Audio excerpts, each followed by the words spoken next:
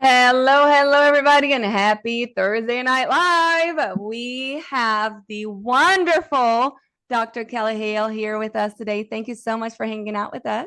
Oh, it is an honor to be on here. I'm so excited. I think we could talk for hours and hours, but thank you for having me, Renata. So, if you guys are listening to this live, it's actually a recording on a Friday.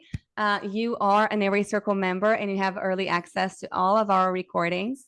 So let us know where you're from, what your specialty is. If you have any questions, please put them in the comments. If you're watching this on a Thursday, we invite you to become a member so you can get these early and it'll be more interactive also. And you're, of course, supporting everything that Airway Circle does for the Airway community, bringing our free directory where thousands of referrals are coming out of that every single month. These lives where we get other professionals to get, a little planting that seed so they can kind of know what this multidisciplinary approach to treatment looks like. And then parents, helping parents find you so you can help them. I don't have an intro, so I'm going to ask you to introduce yourself to our listeners. Who are you? What are you doing here? How did you get to Airway? What is your story? Oh, I would love to. That's so much fun for me to talk about. I have kind of a wild story in dentistry, and I come from a family of dentists. So I don't know if you knew that, but my mom and dad met in dental school. I'm married to my high school sweetheart, who is also a dentist. We convinced him to not go to engineering school and instead go to dental school. And my younger sister is also a dentist. And so there's 5 in my immediate family. And I really did grow up in dentistry, from filing paper charts back when that was a thing, to the little voice telling you it's time for your checkup and cleaning. Like, there was just kind of full circle for me of everything from the front to the back when I was younger. So it was great growing up in dentistry because I got to see firsthand how my parents would impact their patients' lives. My dad does a lot of surgery. So having teeth when you had no teeth, and actually our practice name is New Teeth because of that. And it was really, really fun. So, but I got out of dental school and was really blessed to have a practice to walk into to help. Like, and because you don't know anything when you get to school. I mean, you know just enough. I joke, you know just enough not to be a danger to your patient. But when it comes to the leadership qualities and the practice building and being able to communicate with your patients and love on them and your staff and have them stay with you, there was just a lot that I was able to absorb from somebody who'd been in practice for 35 years at the time. And my mom's retired. My dad is retiring now. I'm in denial.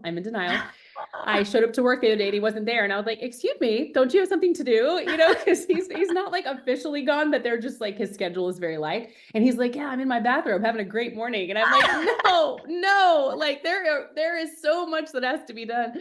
So that was really fun for me. And when I got out, I actually did a mini residency in implantology. My dad had his own course and I really thought I was going to do surgery. And I did love it. I was good at it, but it was not what got me out of bed in the mornings. I loved cosmetics and ortho, but I started screening patients that I suspected might have sleep apnea, adults only. We were a heavy adult practice. Just because I was hearing that we should, and that maybe some of the symptoms that we were dealing with in general dentistry, like implant crowns coming loose, abutments breaking, like crowns breaking, whatever, might have an underlying cause. Mm-hmm. And I didn't have my own sleep test machines. I didn't do any of that. I was just like, you need to go see somebody. It ain't me, but you got to go get screened. And then all of these patients were coming back with sleep apnea. And I was like, what is going on? Like, Wow. everybody is suffering and they're not breathing well and their oxygen levels scare me. So that was kind of the beginning of me realizing that there was a lot in dentistry that we didn't learn. And I went to a very wonderful dental school and paid a lot of money to go there. But there was just so much so much more money I needed to spend and time I needed to spend learning once I realized that there was something behind the curtain going on that we didn't know. So yeah, it was a wild journey. I started doing airway stuff in my practice in 2019. It's all I do now. I hung up my drill, I like to say, in 2021. And now we've just been opening practices in Houston. I've been training doctors to come in and be with us, and me more so overseeing that care has allowed some freedom in my life that I'm very appreciative for, to, like we were talking earlier, go get my kids from school or do whatever it is that I need to do. And at the same time, feel like we really are changing people's lives. That is incredible. Before we go, I know you have a little presentation for us. Before we go through that, do you mind sharing a little bit about Toothpillow? I know you were very involved Sure. and there's a lot Yeah. of talk on Toothpillow. People have lots and lots of questions. And I know from the first time that I spoke to them, when they first reached out to me, to now, E has just exploded. Yeah. Yeah, I would love to. So yeah, I am a founder of Toothpillow. It is a virtual dental office in the sky, is what we like to describe it. And I have even a myths slide that I shared at the World Orofacial Sleep Society meeting when you and I were there together that I can share in some cases. But my heart lies in early intervention orthodontics. I absolutely love it. And I work with some great orthodontists in Houston for the more complicated cases that need surgery and whatever else. I'm in Alfie's backyard in Houston. So I'm just like surrounded by wonderful people, and my patients just get sprinkled wherever they need to go if it's something outside of what I want to do. But starting really young with myofunctional therapy and habit corrector appliances, whatever the brand, I don't care, like just is so helpful for the kiddos. And we do start as young as 3 in my private practice for an actual habit corrector appliance. And then Munchie or whatever, younger than that. All of my Airway dentist offices have myofunctional therapists on staff full time, which is like, I couldn't live without you guys. There's like literally no chance that my stuff would look so good if we didn't have myofunctional therapy. So yeah, that's been really fun. And Toothpillow was born out of the idea of there are not a lot of, and it's not just the Kalli show, but there are just not a lot of airway dentists across the United States. And how could we increase the access to that care, including myofunctional therapists for virtual care, and just have people know what the heck it is? Because as you know, as a mom, it's really hard to navigate if you're being told like, oh, tooth extractions are your only option, or your child snoring is normal, they'll grow out of it, which I said as a dentist getting out, it's one of my biggest regrets, but it's what I was taught. I mean, they tell you to say that. And it's like when you get out and realize that that's literally no evidence of that anywhere, you're like, why is it that what we're saying? So Toothpillow was born out of the idea, and it was years of late night calls and blood, sweat, and tears, getting certain dentists that we really wanted to say, hey, can you work with us? Like, would you be willing to do a virtual consultation in your state? And there's a couple of states that unfortunately have totally outlawed any sort of teledentistry, which has made it a lot harder for these children to get the care.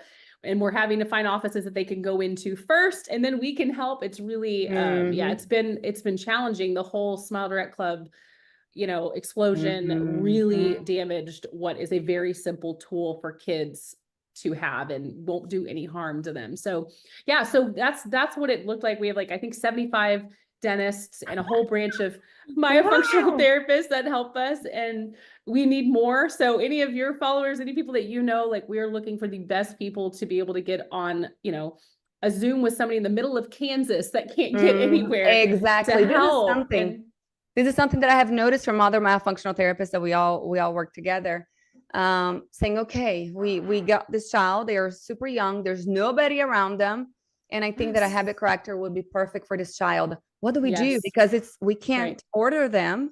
It's out of our hands.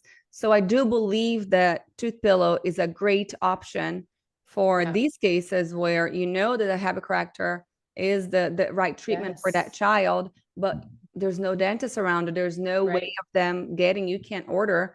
So reaching out to you guys, that's a great platform. Oh, absolutely. We would love that. And it's really like when we very first started, it's a little more popular now because word of mouth and stuff, and people, I think, have a much better understanding. In the beginning, I think everybody thought we were Smile Direct Club, just every kid gets it, whatever. And we deny right now about 30% of the cases, and it's so hard, but we have to, like, you can't take in a 10, 11, and 12-year-old that needs like expansion. And it's not necessarily denial of treatment. It's something else that they need. It's just they have to go. Yes. But that's hard if they're 6 hours away from a provider, and and then they're crying on the phone with their people. Anyways, it's a lot that I do want. That's one of the myths on the myth slide is like, please don't think it's just click buy and then you get it. It's like, we do a comprehensive video consultation. They have to submit ortho photos and medical history. We work via a teledentist's company where we have licenses in every state in order to be able to provide them proper care. It's very expensive, and it's just making sure that we're doing it right is our biggest thing. And we have helped kids get into practices all over for care that they wouldn't have received if they went to the wrong person. And you know how that goes. So I know that is amazing. I have one question. Do you have any advice for Yes. other myofunctional therapists or for parents out there who are trying to convince a 3-year-old, a 4-year-old to wear a habit corrector? Yes, I do. That's honestly, even in my private practice, because I give these out in my private practice all the time. It's like, are they really going to wear it? And here's I can go two ways with it. One, I tell parents, it is the most, in my opinion, life-altering, life-giving procedure you will do for your child in their growth and development, in my opinion. Myofunctional therapy and a habit corrector appliance will change their life. It will change their face. And if they're on the fence, because everything's expensive right now in the world, and they think, oh, well, they might not wear it. I literally look at that mom in the eyes and I'm like, you have to let them try. Yeah. Because Oh, I have God, 3-year-olds. I was like, I have had 3-year-olds do it night one. I've had 3-year-olds take 6 months before they stay in all night. Either way, we have time because they're little, but if they do it, oh my goodness, like you will be so far ahead.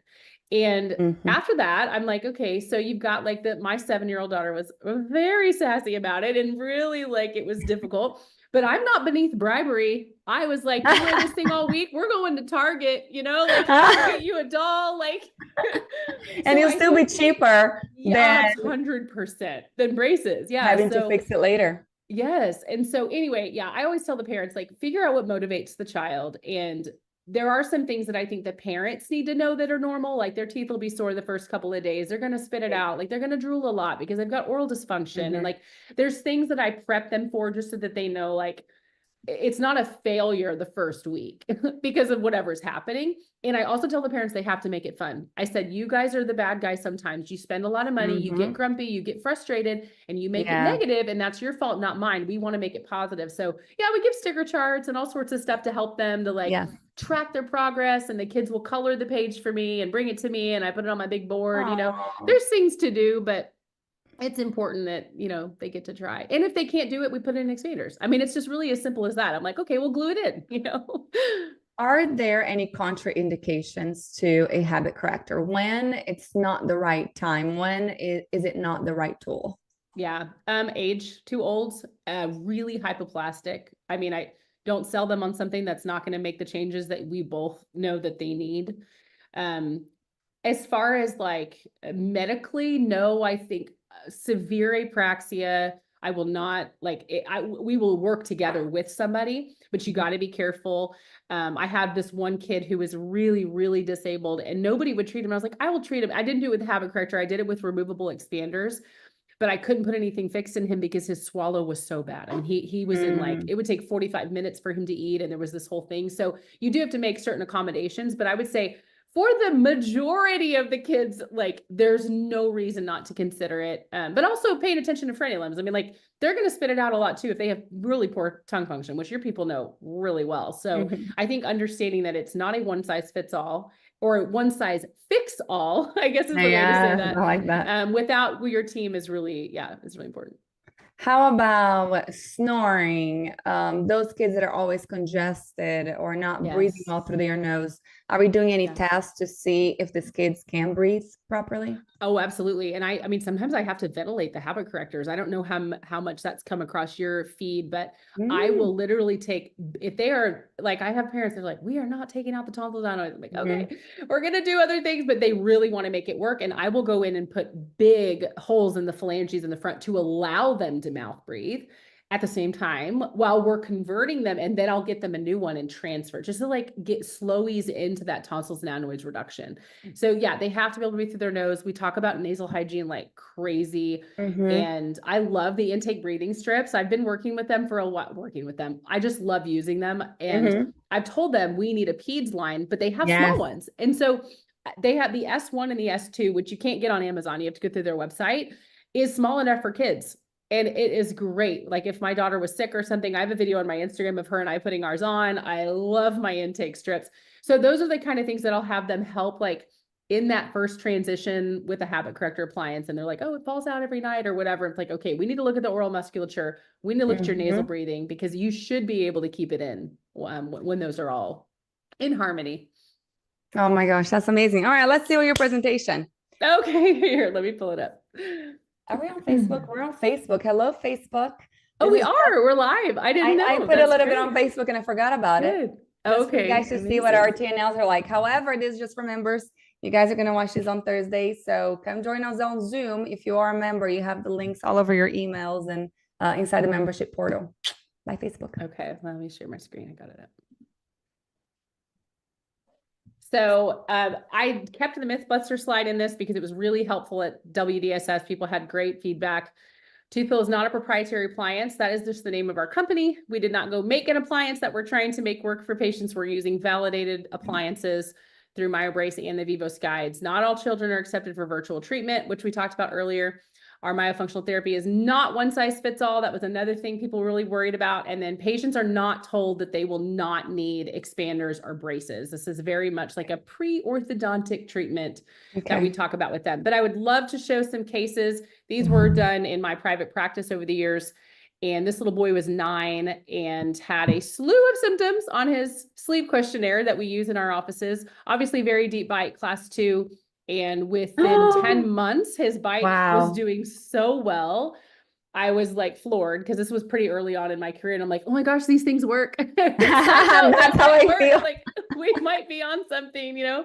And then now he's 12 and he's doing really great. So any sort of phase 2 that he'll have for any leveling or aligning is just going to be minimal for him. He did really, really well throughout his treatment. And this is another little one. I think he was 8 when we started. Again, 6, 8, 10, 12 months. We're taking pictures consistently throughout the treatment. And of course, myofunctional therapy is happening in these kids, which is just making the entire thing a beautiful Any result. releases with these patients? These 2 did not have any releases. Nope. Wow. They were doing really well. Yeah. Thank you so much. I love it. This was a little one, 6 years old, I believe, and still wetting the bed. So bedwetting is the thing we haven't really talked about, but I know comes up a lot in airway training. And stopped bedwetting with the habit corrector appliance in once we got him breathing through his nose, and everybody can see his bite went from deep to lifted and beautiful, which was just icing on the cake. Now, this one was kind of a crazy story and hard to believe, truly, but this child was 10 and came into my office and I was like, okay, we need, expanders and all of this stuff. I mean, you're going to leave today with the habit corrector appliance and then I'll see you. Well, they disappeared for a year. I don't know what happened, but they literally left.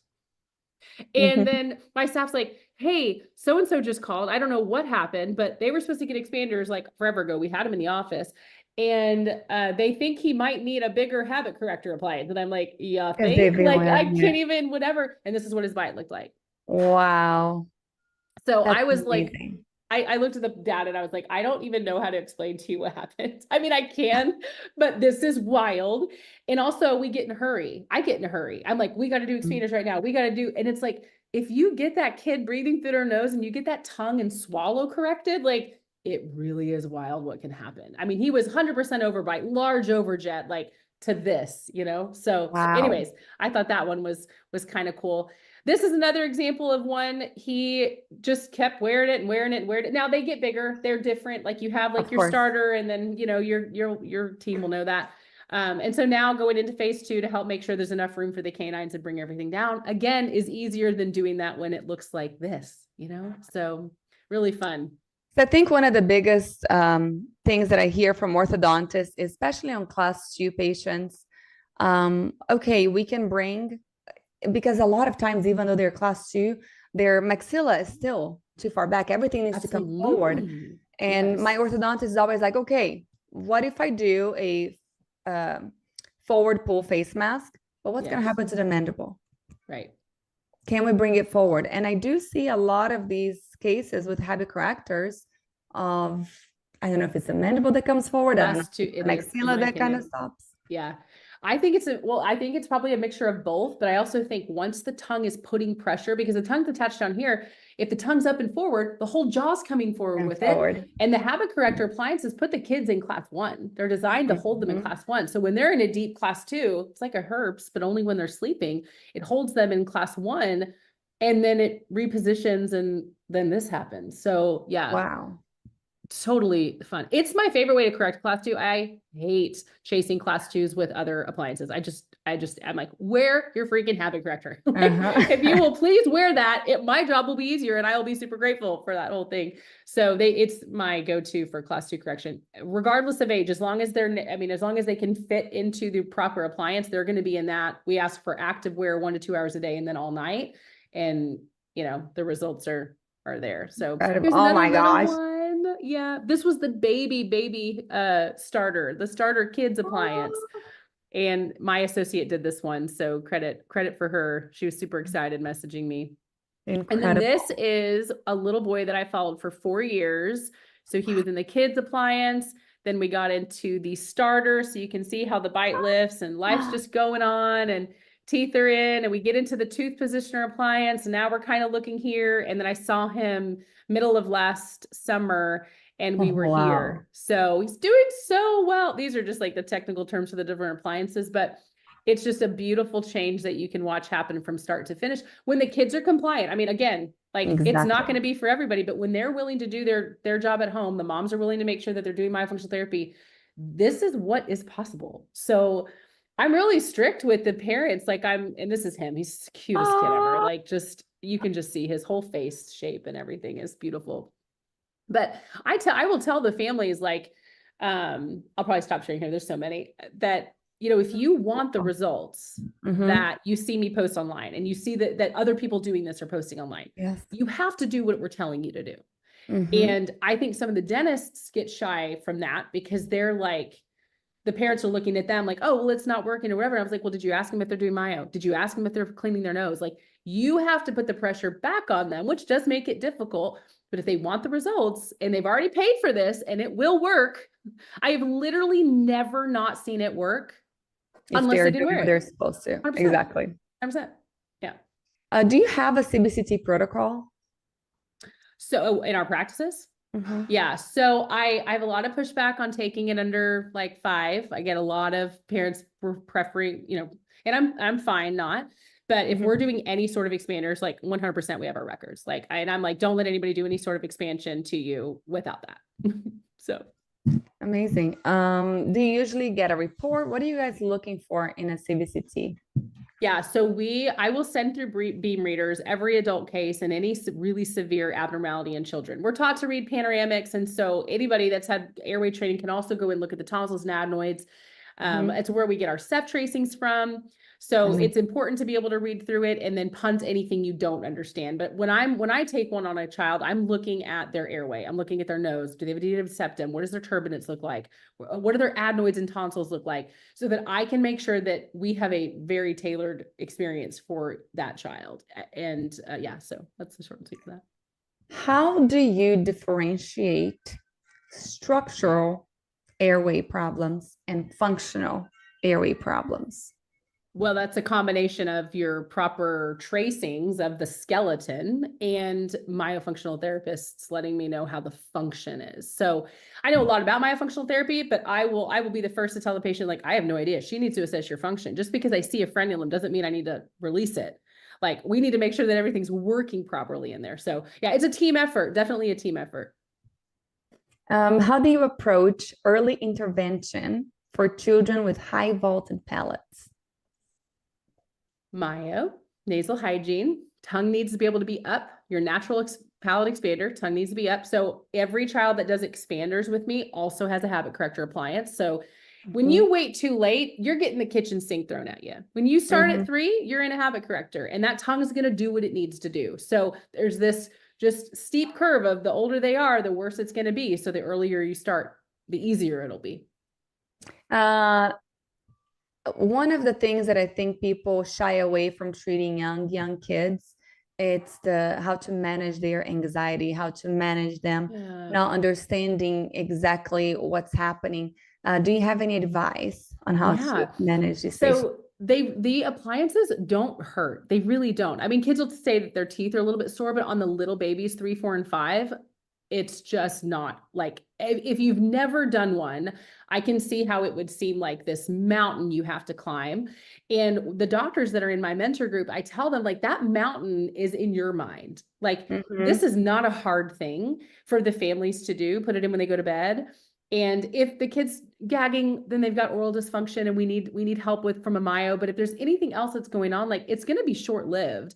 But the doctors really need to know how to treat it. The thing is they need to be comfortable with the habit correctors, and then they're not going to be nervous about doing it. So yeah, anything that is like, I've seen it all. I've seen it all with habit correctors. And anybody can DM me if they're treating somebody and they don't know like what, please reach out to me to social media and I'll be able to answer what I think is going on to help. You mentioned a mentorship group. Is that just for your practices? Yeah, no, it's called the Sleep Well Journey. So my husband and I have a podcast. Yeah, I know. I need to have you on at some point. It would be so fun. And so the mentor group is it's really for dentists. We have a hygienist in there that is expanded function, and she's doing oral appliances in her state, which is really great. We meet 2 times a week and we are just going through cases and cases and cases and cases. Yeah, over a year. It's been so great. Yeah. Wow, twice a week. Yeah. You can find time. That's incredible. Well, there's my life is wild. But yeah, it's the sleepwelljourney.com. And then there's like a mentorship tab. We have our forms that we use in our practices for treatment planning are on there for any offices that, want help or trying to make things accessible. And they can fill out a form on there if they want to learn more about how to work with me. I love that. How about if a child is thumb sucking? Yeah, so that's a problem. And obviously you can't cut their thumb off. You can't take their thumb away. Honest to goodness, in my experience, and this is just me and thousands of kids just in my private practice, they just want something in their mouth. Passy babies, thumb suckers, they really take well to habit corrector appliances because it's a security thing for them. It's also an airway thing. They say, like when they're thumb sucking, they're keeping their tongue forward and they breathe better. So it can become this habit that's happening because innately they know that they need mandibular advancement. And so we just do our best. I'm like, if you have to wear it during the day more than at night at first, that's fine. Let's start working towards those habits and try to bribe them. And I was a thumb sucker. And it got fixed, but my parents put like cayenne pepper on my thumb. There was none of this like being nice. It was just, you're going to stop doing that. So, do you guys work at all with schools to address concerns like mouth breathing or sleep issues? So yeah, so as we have branded as the Airway Dentist in Houston, we have just this large marketing effort for education. We do monthly patient education meetings. I've done that for 6 years, every single month. And my associates have taken that over now. So we fill it up with patients, members from the community, school administration. In Texas, where we are in the public school districts, it is almost impossible for me to get face with them.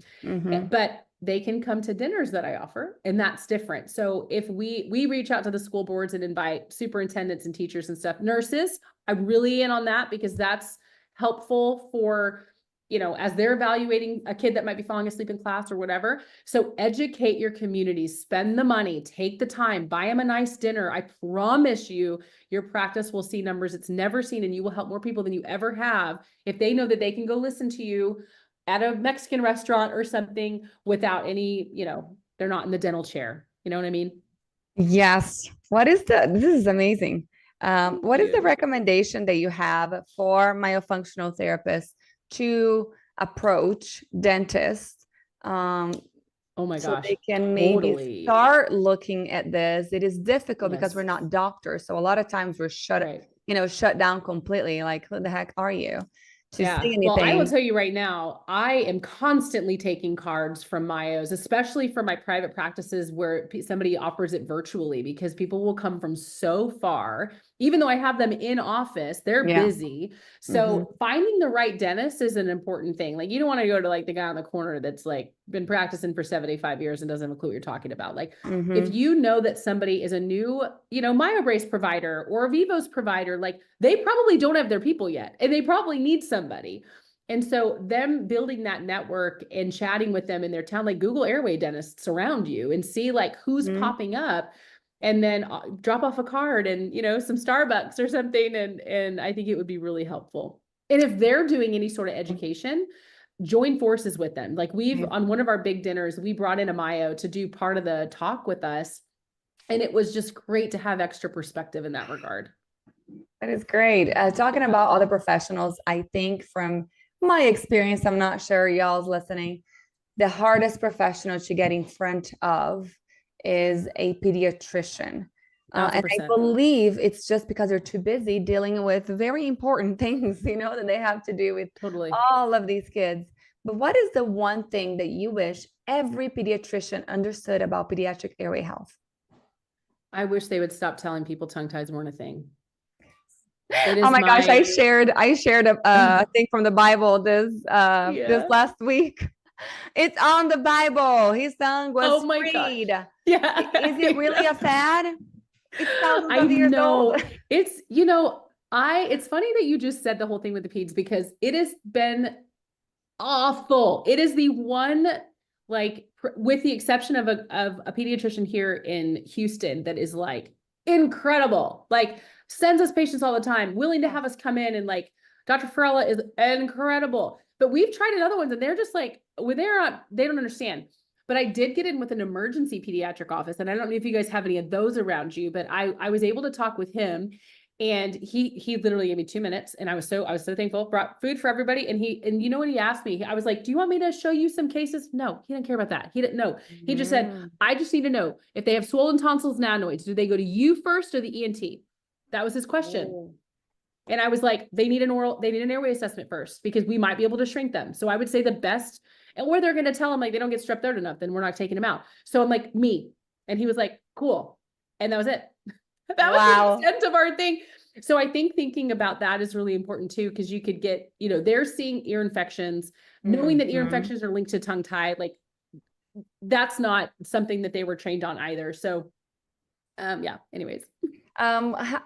What has been your experience in your practice seeing any tonsils and adenoids tissue shrink some? Oh, all the time. My youngest, the reason I put him in a habit corrector so early was because they were so big. My daughter had hers out when she was 18 months old, but I didn't know any different. I didn't know any better then.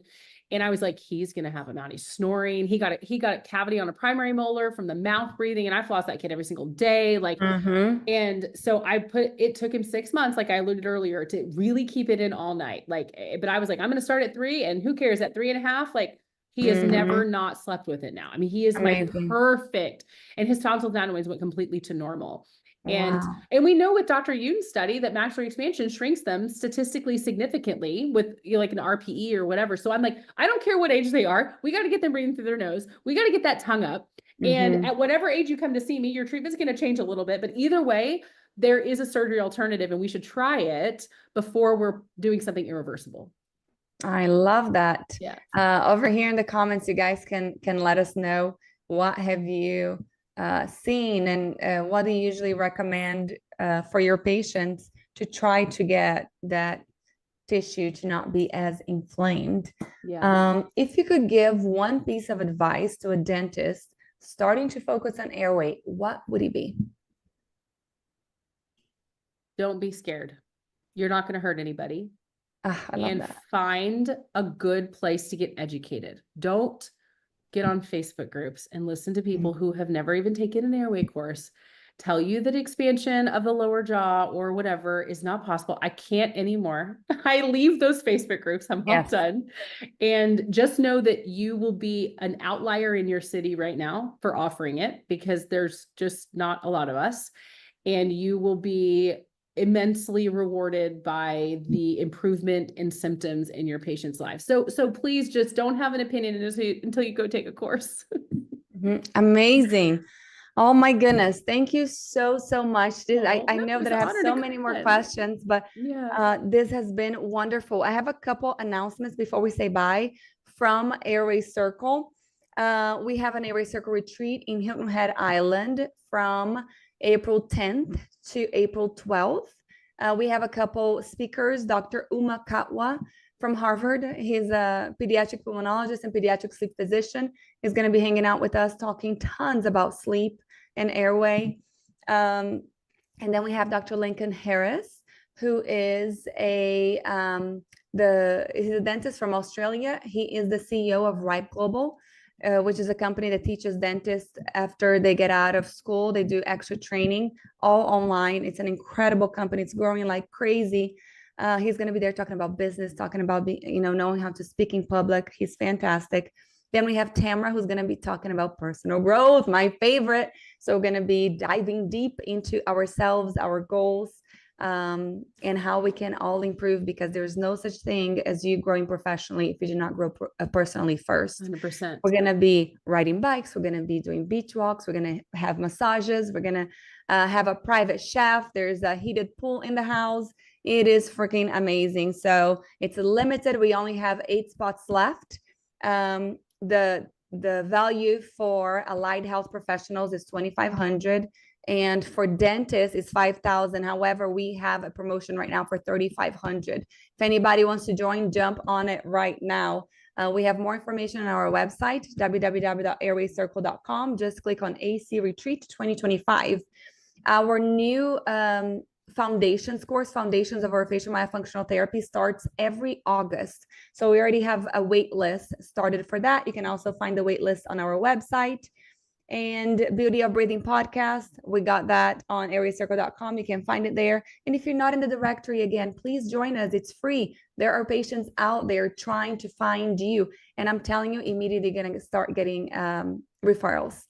We don't charge anything for that. We believe one of our missions is to try to help the patients find the correct professional to help them. So join our directory. Just click on add. You create your own profile. You don't have to be an Airway Circle member. The Airway Circle members are the ones who allow us to maintain that directory. So we're so grateful for all of you guys. Thank you for listening. Thank you for spending some time with us. Any last words? Oh, I'm just grateful to be on here. And I think it's a really incredible time to be in dentistry. And we couldn't do it without you guys. And I love all of you. And I appreciate you having me on. And I hope this has empowered more dentists and my functional therapists to do more airway treatment. Thank you. Everybody have a wonderful week. We'll see y'all next week. Bye-bye.